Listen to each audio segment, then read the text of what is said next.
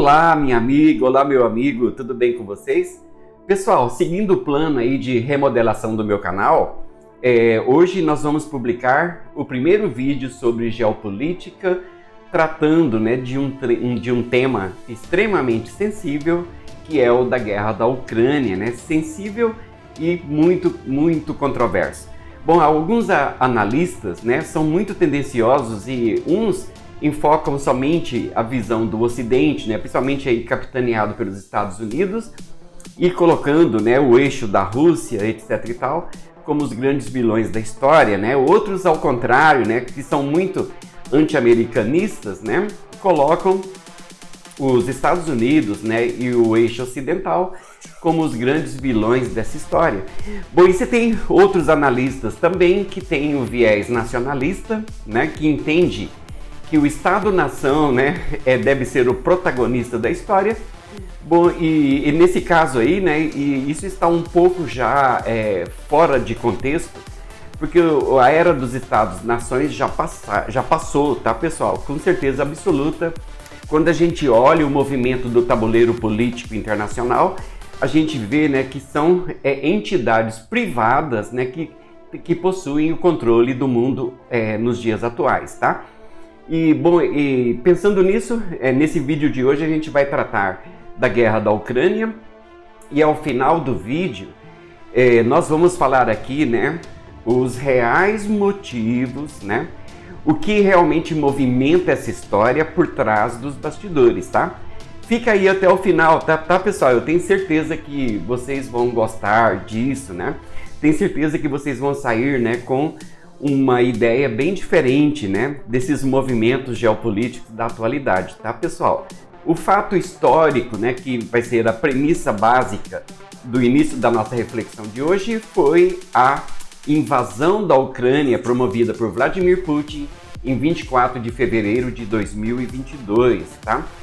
Bom, ele chamou isso de operação militar para dizer que isso não se tratava bem de uma guerra aberta, tá? Mas uma simples operação militar, mas o tempo desmentiu isso, pessoal? Que isso foi em 2022, nós já estamos em 2025, Bom, primeiramente eu vou fazer uma contextualização histórica para a gente depois a gente conversar, debater sobre os reais motivos que levaram a tudo isso, tá, pessoal?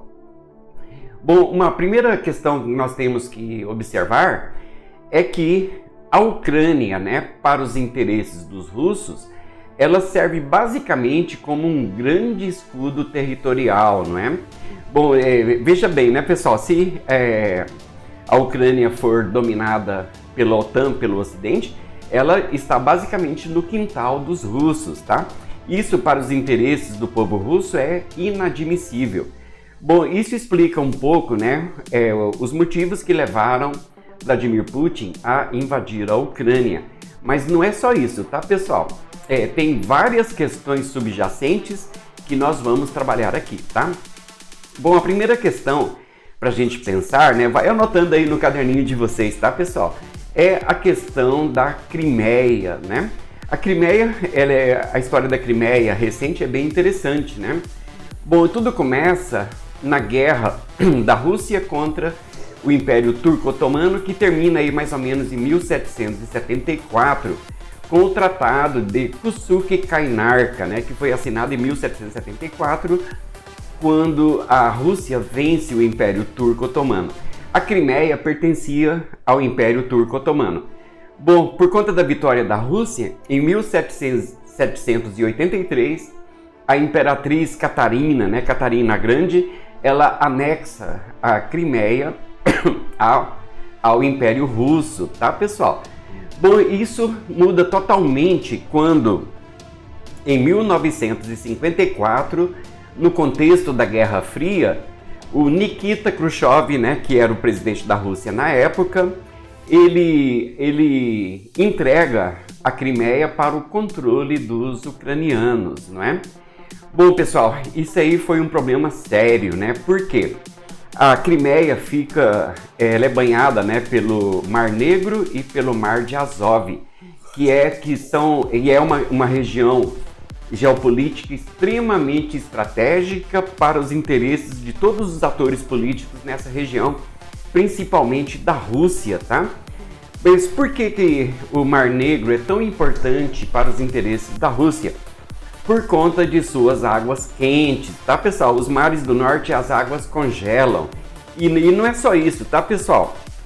A questão do Mar Negro, né, que são de águas quentes, não congela o ano inteiro, é navegável o ano inteiro, ela se conecta com o Mediterrâneo, que por sua vez se conecta com os oceanos, né?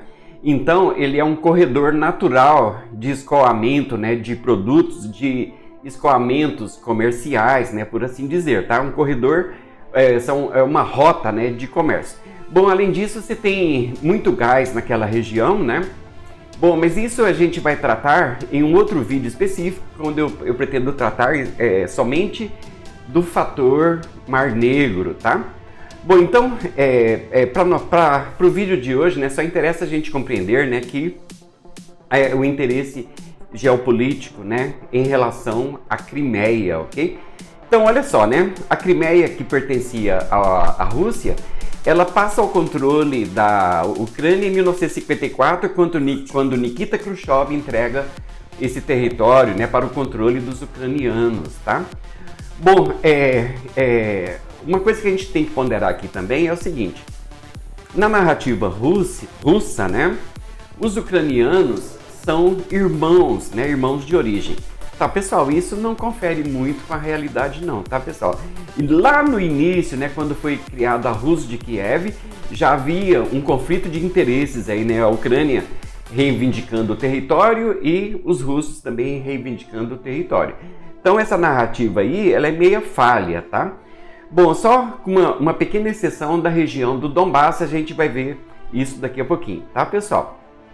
Tá, então, para o que interessa aqui nessa análise é o seguinte: é de interesse dos russos que a Ucrânia seja controlada, né, por políticos que são a favor deles, tá, dos russos. Bom, isso era assim até o ano de 2014. O último governante pró-Rússia que tinha na Ucrânia era o Viktor Yanukovych, em 2014. Mas isso não interessava aos interesses da OTAN, do Ocidente. O interesse da OTAN, pessoal, é desmembrar, né, acabar com a Federação Russa, transformar a Federação Russa, fragmentar ela, né, em diversas nações independentes, tá? Acabando com a grande ameaça, né, que é a Rússia, né? Isso na visão do pessoal da OTAN, do Ocidente, tá? Bom, então o Viktor Yanukovych governava a Ucrânia e tinha uma relação amistosa com Vladimir Putin, com a Rússia.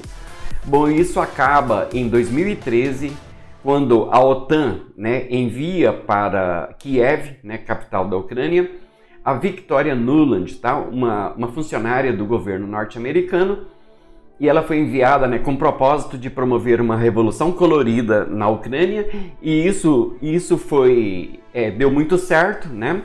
Inclusive, isso eclode no evento que é chamado de Euromaidan, convulsões sociais e tudo mais, e acaba que o Viktor Yanukovych foi afastado do poder. Logo depois, né, depois dele, um pouco tempo depois, assume o governo da Ucrânia o Petro Poroshenko, que esses nomes russos são meio complicados, né, pessoal?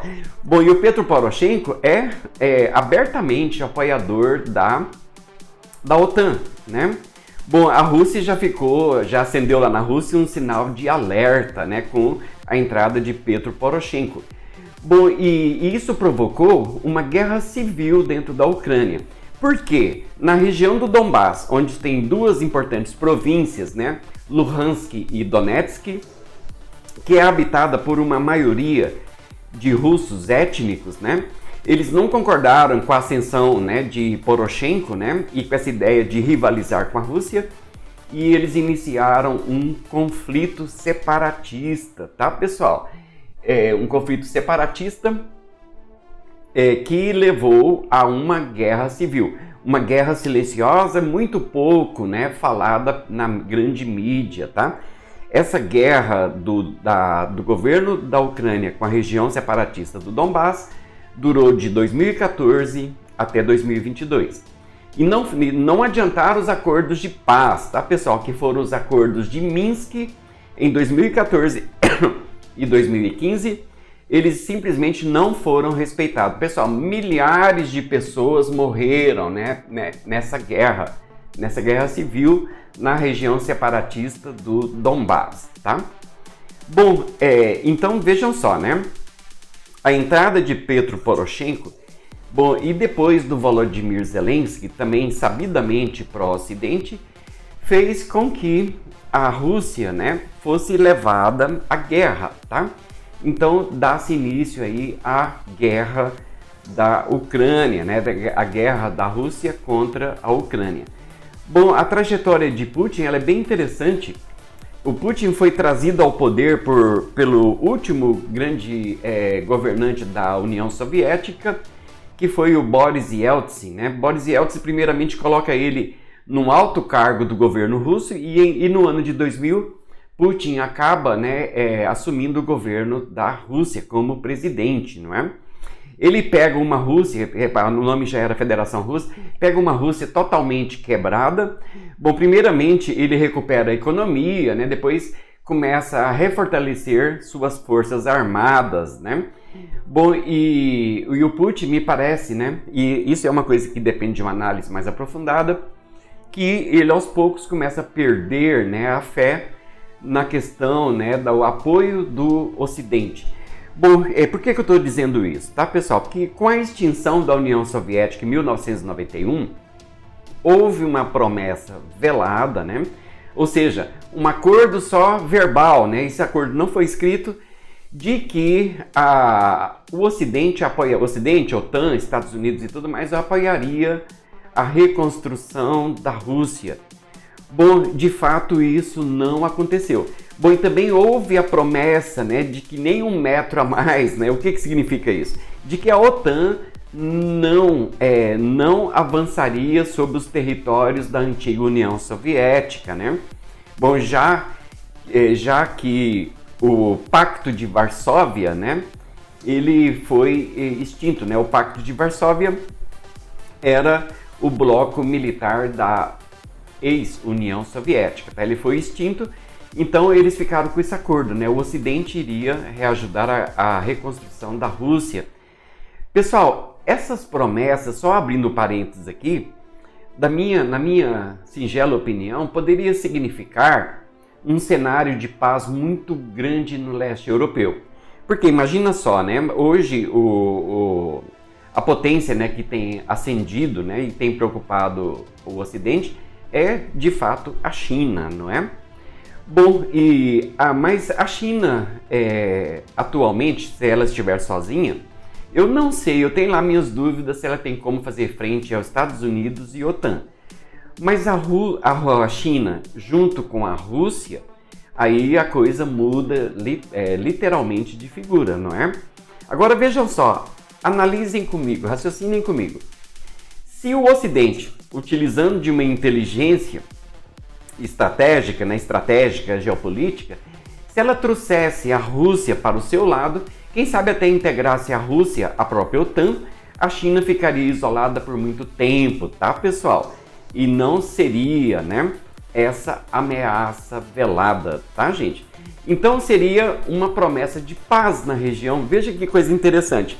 Mas aí a gente vai ver isso na reflexão final dessa aula de hoje, é que realmente a paz não interessa aos controladores do mundo, tá? Guardem essa informação, pessoal. Isso aí é que é o mais importante, tá, pessoal? Bom, então nós vimos aí, né, a questão do fator Crimeia. Quando o Petro Poroshenko assume o controle, né, da Ucrânia, o Vladimir Putin envia forças militares para lá para garantir o controle da Crimeia por causa da importância estratégica do Mar Negro, né? Primeiro ele envia uma força, né, para garantir isso, uma força militar. Depois eles criam um plebiscito, perguntando ao povo da Crimeia se eles queriam pertencer à Rússia, passar para o controle russo, ou se queria continuar no controle da Ucrânia. Bom, de acordo com fontes, né, russas, o referendo, né, o plebiscito, desculpa, ele dá uma margem de 98%, né, de gente concordando que eles deveriam passar por o controle da Rússia, e isso foi feito, tá, pessoal? Então, oficialmente, a Crimeia passou para o controle da Rússia. Pessoal, mas o Ocidente, a OTAN, não concorda com isso, não reconhece isso de maneira alguma. Tudo isso por conta, né, da importância da região do Mar Negro, tá, pessoal? Bom, então vejam só, né, por tudo que eu disse até agora, a gente compreende, né, que houve um avanço da OTAN nos antigos territórios da União Soviética, não é? Bom, eu até vou ler aqui, tem uma parte, eu fiz uma colinha, né, de todos os avanços que a OTAN promoveu desde a falsa promessa lá de 1991, tá? Onde eles tinham dito, né, que iria trazer a Rússia para o lado do Ocidente. Espera aí um pouquinho que eu vou ver aqui a relação, tá? Só um instantinho. Deixa eu ver. Tá aqui, pessoal, olha só. 1999, né, a OTAN avançou para o controle, né, para a aliança com Polônia, Hungria, República Tcheca. Em 2004, Bulgária, Estônia, Letônia, Lituânia. E também Romênia, Eslováquia e Eslovênia, né? São 7 países, tá, pessoal? Mas não parou por aí não, tá? Em 2009 avançou sobre a Albânia, a Croácia. Em 2017 sobre Montenegro. Em 2020 sobre a Macedônia do Norte. E 2023 sobre a Finlândia. E finalmente, né, agora em 2024, a Suécia. Vejam, pessoal, aos poucos, né? Vladimir Putin, aos poucos os governantes da Rússia estão percebendo claramente o avanço da OTAN sobre as zonas que antes eram de influência da antiga União Soviética, colocando os russos num estado, né, de perigo, né, de perigo iminente, numa questão existencialista, em termos de Estado-nação, tá, pessoal? Como eu disse antes, né, então, o objetivo é fragmentar a Rússia, acabar com esse grande, né, perigo, né, não sei se imaginário, isso é uma coisa maluca, né? Tá, pessoal? Então, vejam só, né? Esse é o grande dilema vivido pela Rússia hoje, tá? Bom, e eu falei para vocês, né, da falta de inteligência, né, ou de interesse, eu acredito mais que essa segunda parte é de interesse, na promoção da paz, tá, pessoal? Que eles podiam ter conseguido isso. Eu espero que vocês estejam compreendendo, né? Espero que eu não tenha falado muitas informações truncadas, mas a ideia é o seguinte, vou frisar novamente para que isso fique muito bem claro, tá? Bom, o certo era que se a OTAN, o Ocidente, integrasse a Rússia para o seu lado, cara, com certeza a região passaria por um grande período de paz, tá, pessoal? Tá, então vejam, eu falei de interesses dos dois lados, né?